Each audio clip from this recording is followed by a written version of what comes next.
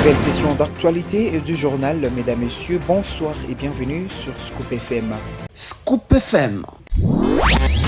Les titres du journal. À la une de l'actualité, la première ministre de la République démocratique du Congo, Judith Suminwa, a déposé mardi 9 juillet 2024 la déclaration écrite de son patrimoine auprès du greffier et de la Cour constitutionnelle. On parlera également de l'investiture du gouvernement dans la province du Haut-Katanga qui a eu lieu le mardi 9 juillet 2024 à l'Assemblée provinciale du Haut-Katanga. Mesdames, Messieurs, c'est tout pour les sommaires. La première ministre de la République démocratique du Congo, Judith Suminwa Tuluka, a déposé mardi 9 juillet 2024 la déclaration écrite de son patrimoine auprès du greffier de la Cour constitutionnelle, François Aoudia Issia Wabusolo. Par cette démarche, la chef du gouvernement s'est conformée à l'article 99 à la Constitution de la République démocratique du Congo, dont je vous convie à les suivre dans ce propos choisis pour vous par la rédaction. C'est un geste important parce que comme vous l'avez dit déjà, c'est le premier fait de remplir mon devoir tel que le veut la Constitution en tant que chef du gouvernement, mais ça permet aussi de démontrer cette volonté de transparence, qu'on puisse montrer que tout soit transparent en fait, que tout ce que je possède aujourd'hui au niveau de la Cour constitutionnelle, ils vont être au courant. Et demain, le jour où je partirai, en toute transparence aussi, je ferai l'exercice de venir déposer ce que j'aurais eu à acquérir au cas où pendant cette période-là.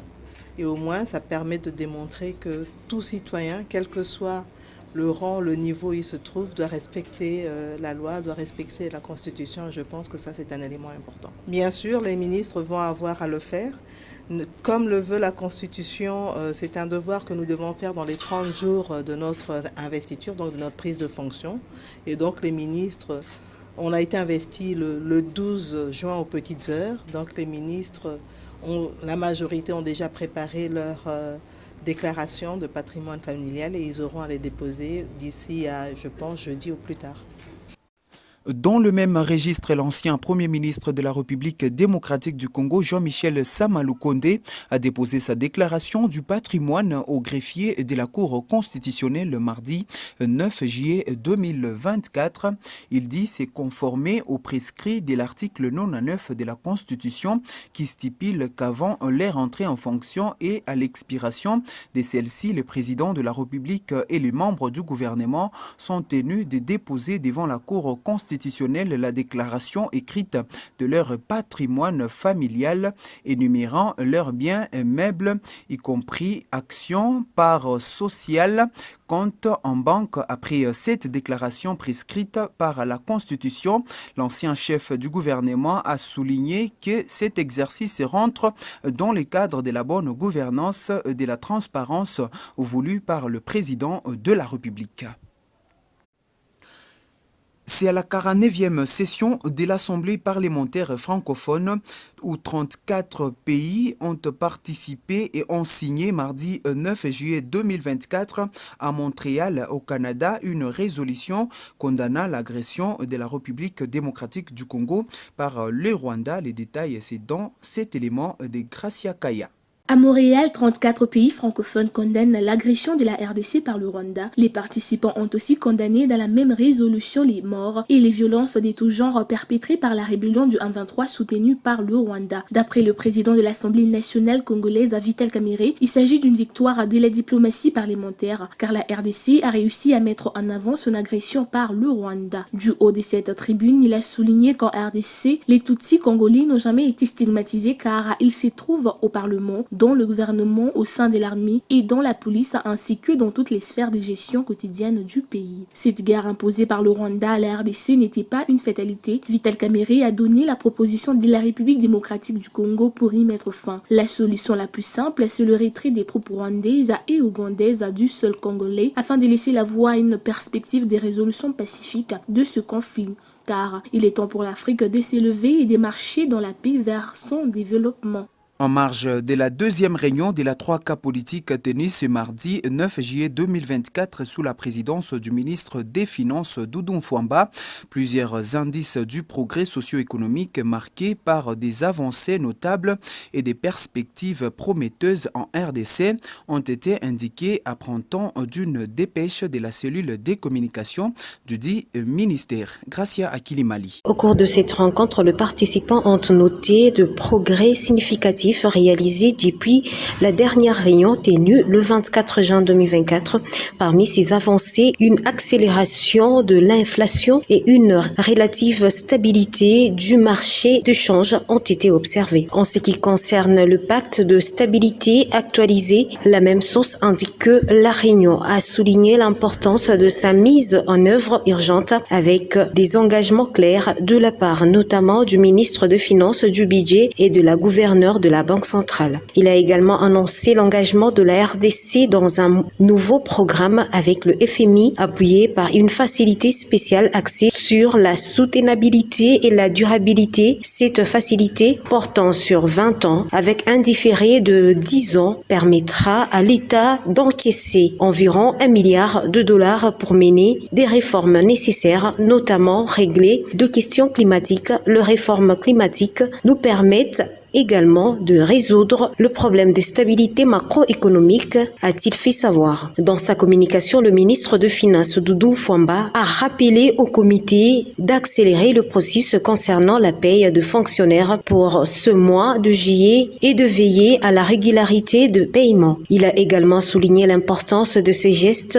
pour maintenir la confiance et le bien-être de la population. La troïka politique maintient son rôle essentiel dans la coordination et la réalisation de politiques économiques du pays dans le but de répondre de manière efficace aux besoins de population et de garantir une croissance durable et inclusive.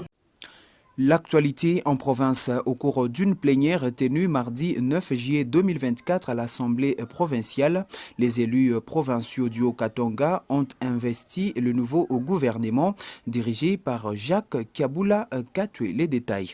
L'investiture est intervenue après l'approbation du programme d'action de cet exécutif provincial. Bien avant, plusieurs préoccupations ont été soulevées par les élus en allant dans le sens de redressement du programme présenté en vue de rencontrer le véritable desiderata de la population du Haut-Katanga. En gros, les députés plaident pour l'amélioration de conditions de vie de la population dans tout le coin de cette province. Le programme du gouvernement se base sur la politique, l'administration, le juridique, la sécurité, le finance, l'agriculture, la culture, les infrastructures, l'environnement et l'environnement du Haut-Katanga. D'après le président de l'Assemblée provinciale, Michel Kabwe-Mwamba, les députés ne seront pas complaisants dans l'exercice de leur mission basée sur le contrôle des actions du gouvernement.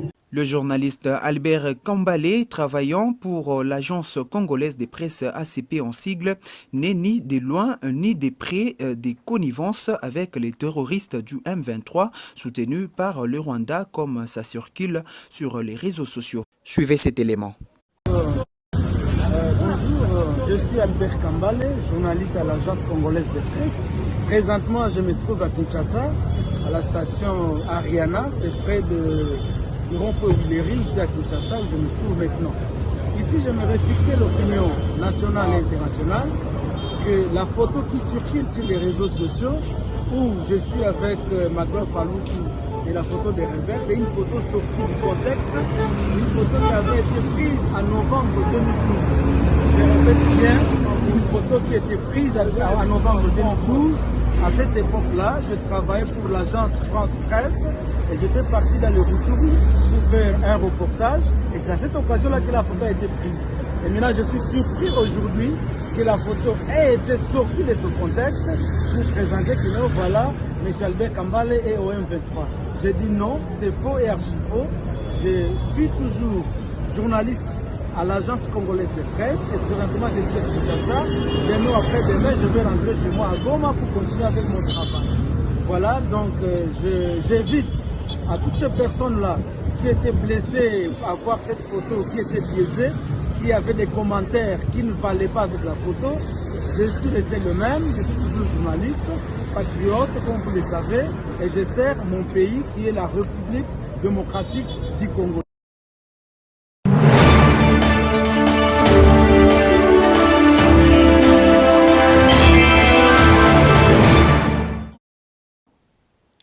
Parlons sport avant de mettre fin à ce journal. L'équipe de France est tombée face à une Espagne bien trop solide ce mardi 9 juillet en demi-finale de l'Euro 2024 sous un score de début contre 1. Le tournoi s'arrête aux portes de la finale pour le vice-champion du monde. Cléophas Bonza nous retrace la partie. L'Espagne a battu la France mardi en demi-finale de l'Euro 2024. Les Bleus de Didier Deschamps avaient pourtant ouvert les scores à travers une belle sortie des têtes de Kolo Muani à la 9e minute, mais l'Espagne n'a pas traîné de renverser la situation.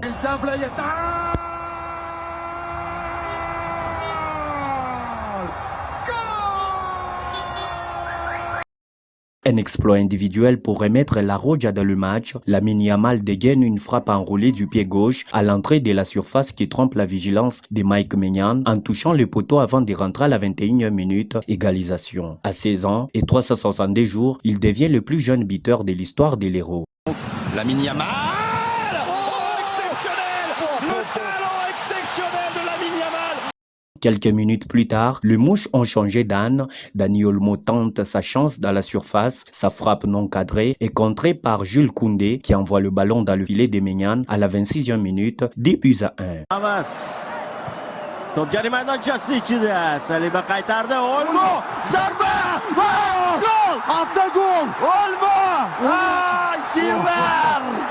Pour les Bleus, c'est la fin du rêve. Pour les supporters tricolores, c'est peut-être la fin d'un calvaire. L'équipe de France s'est inclinée devant l'Espagne. Malgré une place dans le dernier carré, la bande de Kylian Mbappé aura vécu une compétition laborieuse, sans éclat dans les jeux. Il s'est dénoté que l'Espagne, qualifiée en finale, attendra les vainqueurs de la deuxième demi-finale qui opposera l'Angleterre aux Pays-Bas ce mercredi 10 juin à Dortmund. C'est la fin de ce journal sur votre radio. Merci de votre sympathique attention lui accordée. Steve Micha a assuré la technique et la coordination a été faite par Christian Mouchompa. Gaël Mongala était à la présentation. Je vous retrouve demain avec le même un réel plaisir. Surtout, prenez soin de vous car la santé, elle reste prioritaire.